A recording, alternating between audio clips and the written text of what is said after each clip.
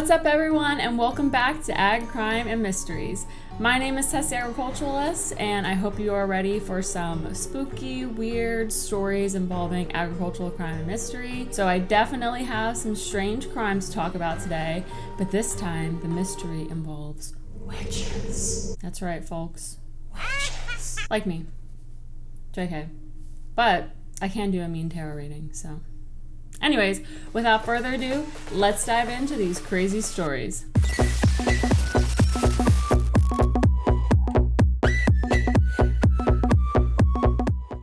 So our first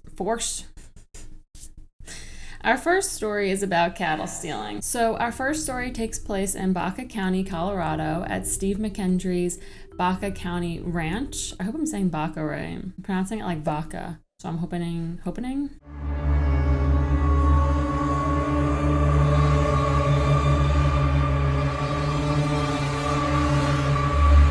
Hoping that's right. So it begins with state and local authorities still being on the lookout for leads in the theft of 80 cattle from McKendry's Baca County Ranch.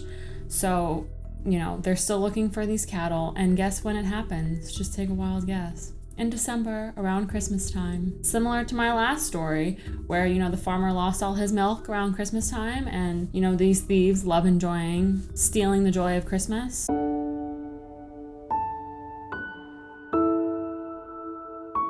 You know what I'm saying? Ridiculous. Anyway, Steve McKendry is a fourth-generation farmer who works on 80,000 acres of land. Not 80,000. That was totally incorrect.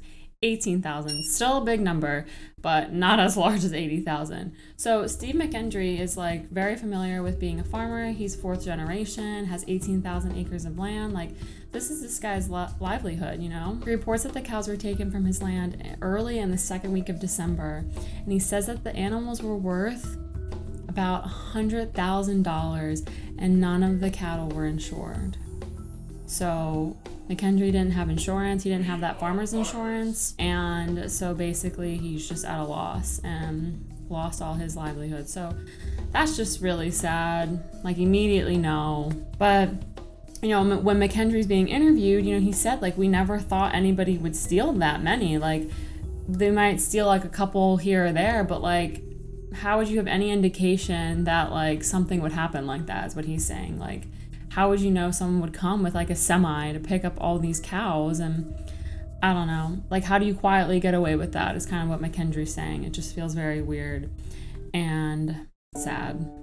I feel like these stories don't make me feel good. Why do I do this to myself? The world may never know. Okay. Colorado's Brand Inspection Division of the Department of Agriculture dates back to before Colorado was even a state. So it described its mission as protecting Colorado's livestock industry from loss by theft, straying, or illegal butchering.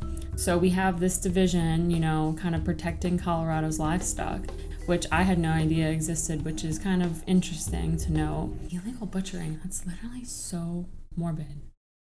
So morbid. So the nearly, 70 staff members on this board respond to dozens of reports each year, they talk about, of just missing or stolen animals. For example, the office said in 2019 there were 90 reports filed involving 420 animals. Still, the state's brand commissioner, Chris Whitney, said that McKendry's ranch theft is much larger than he's normally seen. He's this is just crazy that people would steal that many. And I read a couple other articles about stealing livestock, and one of the biggest reasons why people do it is just because of the high price of meat nowadays. But still, you would just be the easiest way, chicken is getting to be Louis Vuitton price. I can't do that anymore. Let me just go steal someone's livestock. I don't think I would ever think to do that. So Chris Whitney said that if you're going to steal 80 mature animals, you're going to need 2 semis just to pick them up and take them somewhere. So this guy's he gets it. He's literally WTF, what happened here? This is the strangest thing I've ever heard. So McKendry is also, it's important to note, he's 65. So, this guy's trying to retire. He's trying to be sitting on a beach with a margarita. Me too, and I'm literally 25. But he's I don't have much hope for getting these animals back. That might just be it. And he kind of regrets not installing cameras in his barns or corrals. That's probably what they're called. Corrals, barns, either way. Vice versa, I have no idea. But he says that this loss will just push back his plans of retirement, which, like, that makes me really sad. McKendry also says that, you know, if he was like a 30-year-old man, like, this would have been totally a loss. Like, it would have broke them as a farm or as a ranch. And he said that because, you know, they've built some equity, they'll survive. But it's just one of those things that it's just still very sad. And these types of ag crime stories make me really sad because they're just very innocent farmers trying to do their day and do their life, and people just come and take their things. It's like, excuse me? Excuse me? Anyway, moral of the story for this one is don't go stealing people's livestock. It's sad, and honestly, it's really weird because, like, where are you putting these? Where are you putting them? Are one of you out there one of these people? All right, next story. Hold up.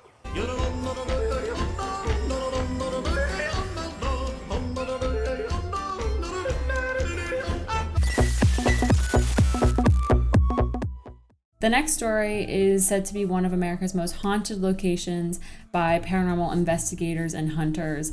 And this is the story of the Bell family, which dates back to 1804. So we're bringing it way back. We're really bringing it back. We're throwing it in reverse, and we're going back to the Pilgrim years. Pilgrim years?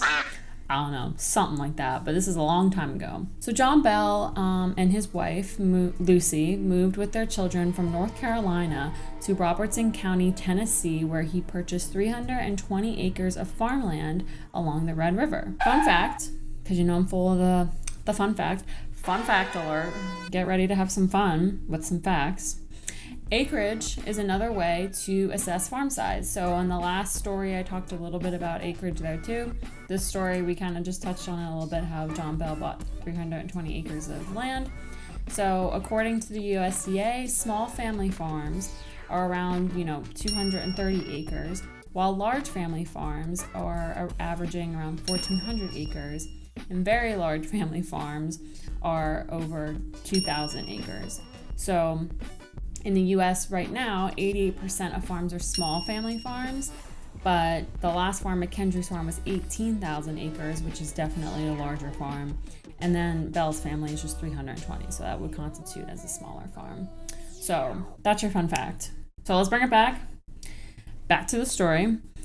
So the Bell family lived peacefully for 13 years. They had their fun run for 13 years. So the Bell Witch is like, let's stir it up a little bit. Let's stir it up. So the summer of 1817 rolled around, and the family would experience things that would change their lives forever. Dun, dun, dun. It's so dramatic. I just imagine them like swinging on some swings, having a good time, and then immediately a storm rolls in. You know what I'm saying? Like, very drama. So when John Bell and his family began hearing knocking sounds on the doors and walls and the sounds of like chains being dragged around the house, just casual sound, they blamed their neighbor, Kate Bates, who was suspected of being a witch. So naturally they're like, oh, must be Kate. Like, can't be anything else. It must be Kate. So there's that for you. They're hearing these sounds. And then they also were starting to see strange, like, farm animals on their property. And when I read this, I'm like, what constitutes as a strange farm animal for them? Like a llama? An alligator? Like, what's a strange farm animal? You know what I'm saying? So the sounds the family were hearing eventually escalated to, a voice. Like, they eventually started hearing voices, and this ghost or witch or whatever is saying, like, y'all better listen up. Like, I'm telling you something. Like, something's happening. We also know that this spirit was specifically terrorizing John Bell's daughter, Betsy. I knew a ghost named Betsy. I wonder if it's the same one. That means she would have had been around for a long time, though.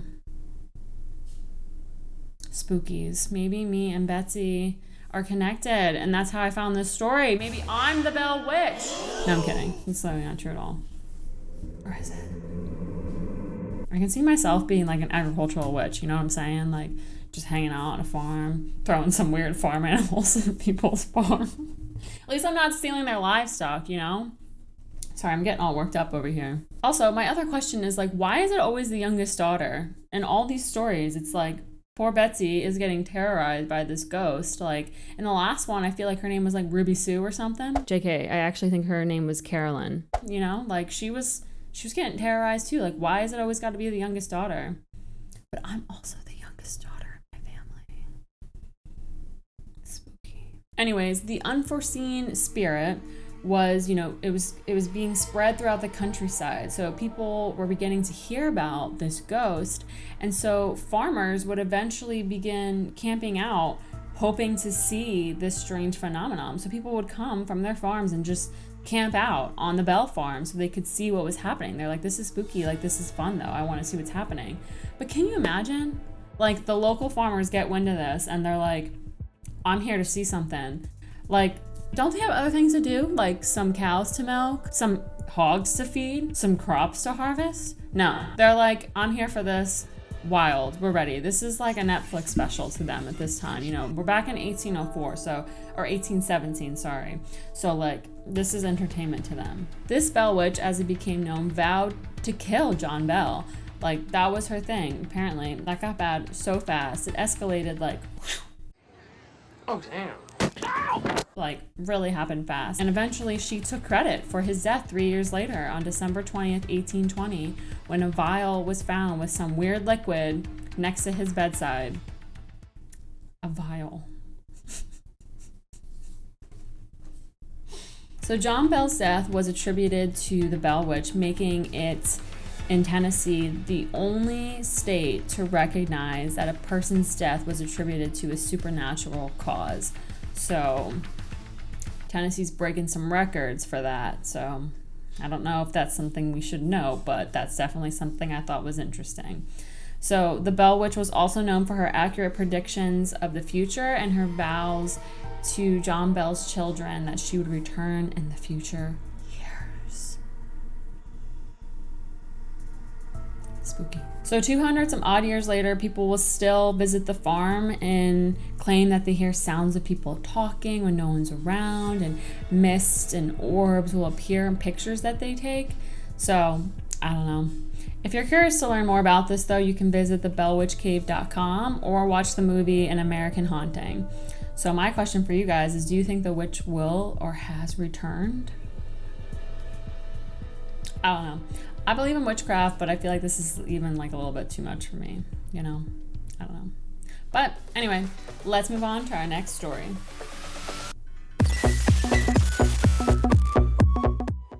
All right, y'all. So this last story is just plain weird. Just plain weird. But the story is set in Welton, Iowa, and it is the story of a stolen barn. That's right. Crazy town. I really just picked a bunch of stealing crimes in agriculture this time around, but let's buckle up. I've already committed, so let's get into it.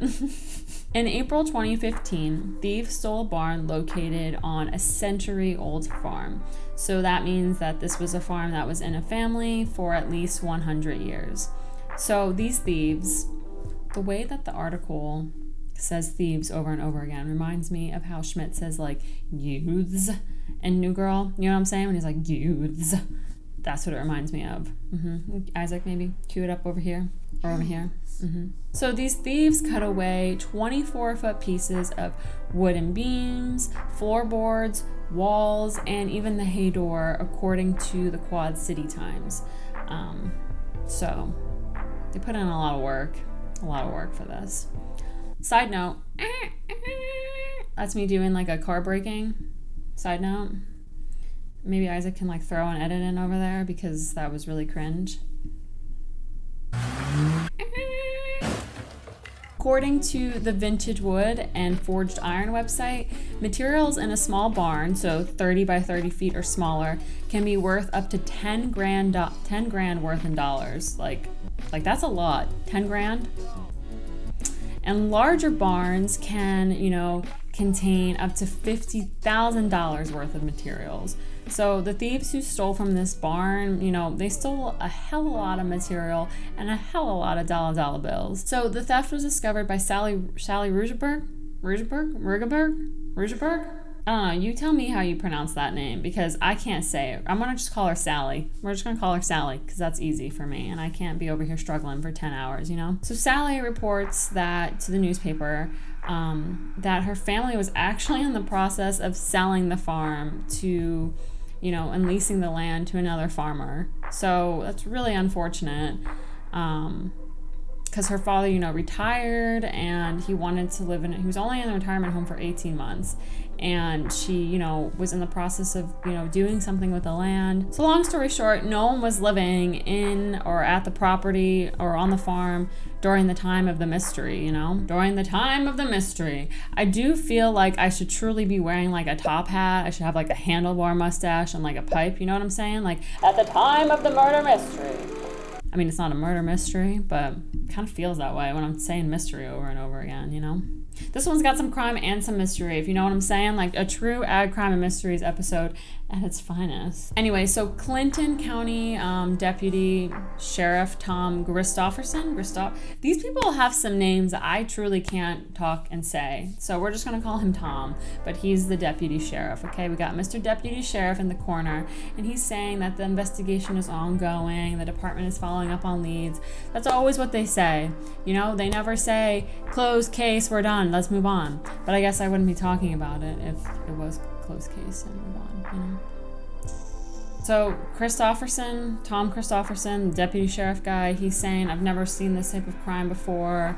Obviously no one does this, blah, blah, blah. Like they always say, whatever. But Sally says that her family had already torn down other buildings and things on the farm's property and had plans to do, you know, to do this to the barn as well. But these thieves kind of, you know, beat her to it. It's really sad. Poor Sally. It's also just like her name is so cute. Sally, like, come on. But in 2011, you know, more people were convicted of farm-related crimes than like stealing cars. So lawmakers are like really considering changing, you know, the penalties and upping them for these types of crimes, which like, no Sherlock, like that needs to be happening. Like this is something that like stealing from someone's farm and their ag-related like, you know, operation, like it's a lot of money that their people are stealing. So obviously up their theft, up the penalties. That just makes the most sense. Like stealing someone's crime. It's going in my head. It's going right to my head. Stealing someone's car versus stealing someone's tractor. I feel like, yes, stealing your car is very unfortunate, but like that tractor is involved in someone's livelihood and their day-to-day job task of, you know, getting, you know, what they need to get their job done. I mean, I guess your car kind of is that too, but I don't know. It feels like stealing livestock and ag-related operation equipment is just a little bit of a lower blow. You know what I'm saying? I don't know. But it's unclear if, you know, barn theft would qualify for this. So I guess what we can learn from this story is how valuable farming property really is and how much their farm and property is really worth. And regardless of how old it is, you know, farmers are still stewards of their land and owners of their land. So to steal from that is just really, really low, man. You know what I'm saying? Picking up what I'm putting down. Yeah. I hope you guys enjoyed my stories today. Moral of all the stories is don't steal livestock, don't steal a barn, and if you're gonna be a witch, at least be a nice one. You know, don't be a creepy old bell witch that's just lingering around on a farm. Don't do that, okay? If you have any suggestions on what you want me to talk about in my next Ag Crime and Mysteries episode, definitely comment below. I love seeing what you guys have to say. Remember to like, comment, subscribe to Agaholics, and ring the bell for notifications on when new videos are posted to the channel. Thanks so much for watching, and don't forget to go outside today.